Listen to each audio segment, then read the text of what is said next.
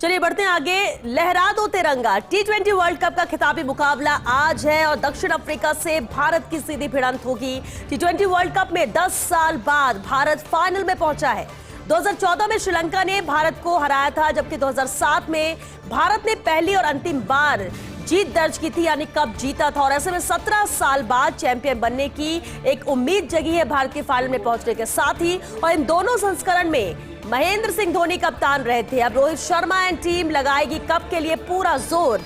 2023 में 50 ओवर के फाइनल में भारत के हाथ निराशा लगी थी, लेकिन आज भारत की पूरी नजरें कप जीतने पर है। दक्षिण अफ्रीका पहली बार किसी वर्ल्ड कप के फाइनल में पहुंचा है और इसलिए हर कोई उम्मीद यही कर रहा है कि आज वर्ल्ड कप भारत ही जीत कर लाएगा और लहराएगा तिरंगा इस जीत के साथ।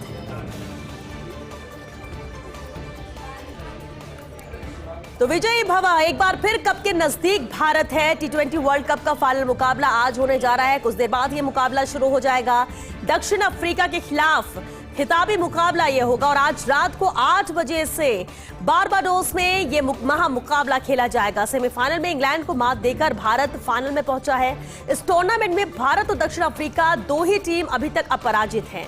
भारत और दक्षिण अफ्रीका ने इस टूर्नामेंट में जीते अपने सभी 8 मुकाबले और ऐसे में आज फैंस को देखने में के लिए एक तगड़ा मुकाबला भी मिलेगा, क्योंकि दोनों ही टीमें लगातार जीत दर्ज करते हुए फाइनल में पहुंची हैं, आमने सामने हैं। अब देखना होगा कि इनमें से जीत किसकी होती है, लेकिन पूरी उम्मीद है कि भारत ये ट्रॉफी लेकर आएगा, ये कप जीतेगा। दोनों टीम के बल्लेबाज और गेंदबाज तूफानी फॉर्म में हैं। कप्तान रोहित, सूर्य कुमार, पांड्या, बुमराह, कुलदीप, अक्सर पर सभी की नजरें हैं। जबकि अफ्रीका की अगर बात करें तो अफ्रीका के de Kock, Markram, Klaasen, Rabada, Nortje form में नजर आ रहे हैं। और ऐसे में जब दोनों ही टीम के खिलाड़ी मजबूत नजर आते हैं तो महामुकाबला होना, दिलचस्प मुकाबला होना आज तय माना जा रहा है।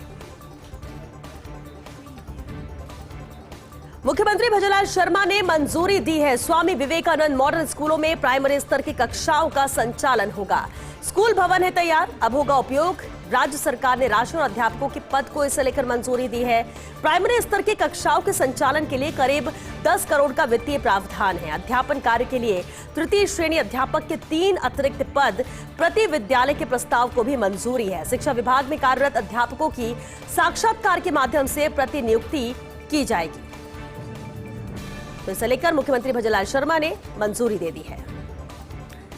इधर मुख्यमंत्री भजनलाल शर्मा का कल प्रस्तावित टोंक का दौरा है। कृषि मंडी में किसान सम्मान निधि के प्रदेश स्तरीय कार्यक्रम में शामिल होंगे मुख्यमंत्री भजनलाल शर्मा। प्रदेश के 65 लाख किसानों के बैंक खातों में ट्रांसफर करेंगे किसान सम्मान निधि की पहली किश्त। सीएम के दौरे और कार्यक्रम की तैयारियों में जुटे हैं भाजपा नेता, कार्यकर्ता, जिला प्रशासन, पुलिस के अधिकारी। वहीं आज कई मंत्रियों ने भी सभा स्थल का दौरा कर लिया है, तैयारियों का जायजा लिया है। कृषि मंडी में बनाया गया है विशाल सभा स्थल और करीब 10 से 15 हजार किसान इस कार्यक्रम में शामिल होंगे। सीएम के दौरे और कार्यक्रम को लेकर सुरक्षा के भी विशेष इंतजाम किए गए हैं। 16वीं विधानसभा का दूसरा सत्र 3 जुलाई से शुरू होगा। विधानसभा सत्र को लेकर सुरक्षा के पुख्ता इंतजाम किए गए हैं। सत्र के दौरान फोटो युक्त प्रवेश पत्र ही मान्य होंगे। फोटो युक्त QR कोड प्रवेश पत्र से ही विधानसभा में प्रवेश कर सकेंगे। विधानसभा अध्यक्ष वासुदेव देवनानी ने निर्देश दिए हैं। सदन में मोबाइल फोन का उपयोग पूरी तरह से निषेध किया गया है। मीडिया के छायाकार और कैमरामैन के लिए कुछ विशेष व्यवस्था यहाँ पर की गई है। पश्चिमी द्वार के समीप निर्धारित स्थान तक ही मीडिया का प्रवेश होगा, यानी फोटोग्राफर को प्रवेश मिल सकेगा और उसके लिए भी निर्धारित स्थान यहां पर तय कर दिया गया है पश्चिमी द्वार के समीप ही। तो पूरी तैयारियां हैं इस सत्र को लेकर।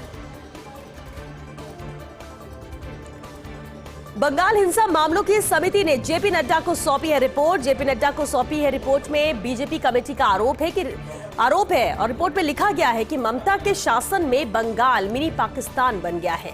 खासकर भाजपा समर्थकों के साथ राष्ट्र विरोधी तत्व जैसा व्यवहार किया जा रहा है। पश्चिम बंगाल अत्यधिक राजनीतिक हिंसा से गुजर रहा है। चुनावों के दौरान लोगों की मौतें, बलात्कार, महिलाओं और बच्चों पर हमले आम बात हो गई है। पुलिस राजनीतिक दबाव में बलात्कार पीड़िता की शिकायत दर्ज नहीं करती है। भाजपा अध्यक्ष जेपी नड्डा ने 15 जून को गठित की थी कमेटी। बिप्लब कुमार देव के नेतृत्व में 4 नेताओं की समिति का गठन किया गया था। पश्चिम बंगाल का दौरा करने के बाद एक रिपोर्ट तैयार की है समिति ने। आगे लेफ्टिनेंट जनरल धीरज सेठ बन सकते हैं दक्षिणी कमान के प्रमुख। जुलाई के पहले सप्ताह में ले सकते हैं लेफ्टिनेंट जनरल अजय कुमार सिंह की जगह। वर्तमान में जयपुर में दक्षिण पश्चिमी कमान के आर्मी कमांडर के रूप में कार्यरत है धीरज सेठ। धीरज सेठ अपनी नई भूमिका संभालने के लिए पुणे जाएंगे। लेफ्टिनेंट जनरल धीरज सेठ अपने परिश्रम और समर्पण के लिए प्रसिद्ध है और जल्द ही वो कमान संभाल सकते हैं। जुलाई के पहले सप्ताह में ले सकते हैं लेफ्टिनेंट जनरल अजय कुमार सिंह की जगह। वर्तमान में जयपुर में दक्षिण पश्चिमी कमान के आर्मी कमांडर के रूप में कार्यरत है धीरज सेठ। धीरज सेठ अपनी नई भूमिका संभालने के लिए पुणे जाएंगे और लेफ्टिनेंट जनरल धीरज सेठ अपने परिश्रम और समर्पण के लिए ही प्रसिद्ध है। अमरनाथ यात्रा आज से शुरू हुई है। बालटाल से रवाना हुआ 4603 तीर्थयात्रियों का पहला जत्था। कड़ी सुरक्षा के बीच रवाना हुआ है पहला जत्था। 52 दिनों तक चलेगी अमरनाथ यात्रा। अमरनाथ यात्रा की सुरक्षा के लिए पैरामिलिट्री की 625 कंपनियां तैनात हैं। 200 आईसीयू और 100 ऑक्सीजन बूथ की सुविधा है। इस बार अमरनाथ यात्रा के रास्ते में 125 लंगर लगाए गए। 6000 वॉलंटियर तीर्थयात्रियों की मदद के लिए तैनात किए गए हैं। उधमपुर से बनिहाल तक नेशनल हाईवे पर 10 सीसीटीवी पॉइंट बनाए गए हैं। पूरी तैयारियां यहां पर की जा चुकी हैं। अमरनाथ यात्रा आज से शुरू हुई है और उसके मद्देनजर ही तैयारी है, जहां 52 दिनों तक अमरनाथ यात्रा ये चलेगी। बालटाल से रवाना हुआ है 4603 तीर्थयात्रियों का पहला जत्था।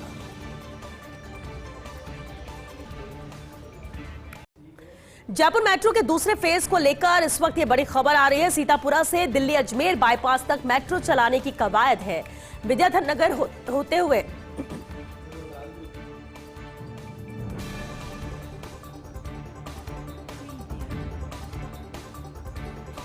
विद्याधर नगर होते हुए रोड नंबर 14 तक मेट्रो चलाने की कवायद है और इसके लिए जयपुर मेट्रो जल्द ही ट्रैफिक स्टडी कराएगा। दूसरे फेज के डीपीआर को अपडेट करने और रोड नंबर 14 तक की ट्रैफिक स्टडी कराने के लिए निविदा करेगा और जयपुर मेट्रो की ओर से अगले हफ्ते जारी की जाएगी ये निविदा। स्टडी में विद्याधर नगर से रोड नंबर 14 तक मेट्रो चलाना जरूरी हुआ है। तो दूसरे फेज में सीतापुरा से अंबाबाड़ी तिराहा, सीकर रोड पर विद्याधर नगर होते हुए रोड नंबर 14 तक ये अपडेट होगी। दूसरे फेज की डीपीआर इस रूट के अनुसार अपडेट की जाएगी। पहले मेट्रो के रूट को अंबाबाड़ी तिराहे से विद्याधर नगर तक बढ़ाया गया है और अब स्थानीय मांग पर इसे रोड नंबर 14 तक बढ़ाने की भी कवायद है। करीब 5.5 किलोमीटर और मेट्रो रूट बढ़ाने की कवायद की जा रही है। आखिर कौन छोड़ रहा वीवीआईपी रोड्स पर सीवरेज का पानी? अहम सवाल है। डिवाइडरों के बीच लगे पौधों में छोड़ा जा रहा है गंदा पानी। सीवरेज के पानी के चलते जेएलएन मार्ग पर दुर्गंध फैली है, जबकि राजधानी का सबसे वीवीआईपी और व्यस्त रूट है जेएलएन मार्ग। राज्यपाल, मुख्यमंत्री सहित वीवीआईपी का मूवमेंट यहां पर इस रूट पर रहता है हमेशा, लेकिन लापरवाही के चलते भयंकर बदबू झेलनी पड़ रही है लोगों को। वाहन चालकों को करना पड़ा है दुर्गंध का सामना। आखिर किसके कहने पर छोड़ा जा रहा है सीवरेज का पानी, जबकि सीवरेज के पानी का डिस्पोजल होता है आबादी से दूर? क्या अब जिम्मेदार अधिकारी लेंगे इस बारे में कोई संज्ञान? यह अहम सवाल है।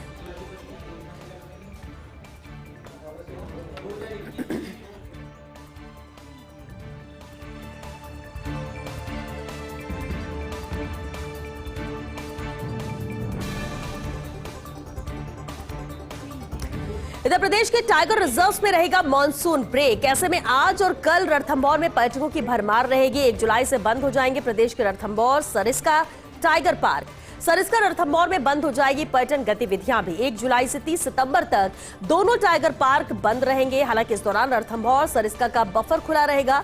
रणथंभौर बफर के जोन 6 से 10 में पर्यटन जारी रहेगा, यानी पर्यटन गतिविधियां यहां पर जारी रहेंगी। सरिस्का में टहला और सदर रूट व बफर रूट यहां पर खुला रहेगा। रामगढ़ विषधारी का भी एकमात्र बफर रूट यहां पर खुला रहेगा। 3 महीने मानसून के दौरान ये टाइगर पार्क बंद रहते हैं। टाइगर रिजर्व के कोर जोन बंद होने के बाद झालाना, आमागढ़ में पर्यटकों की आवक बढ़ेगी।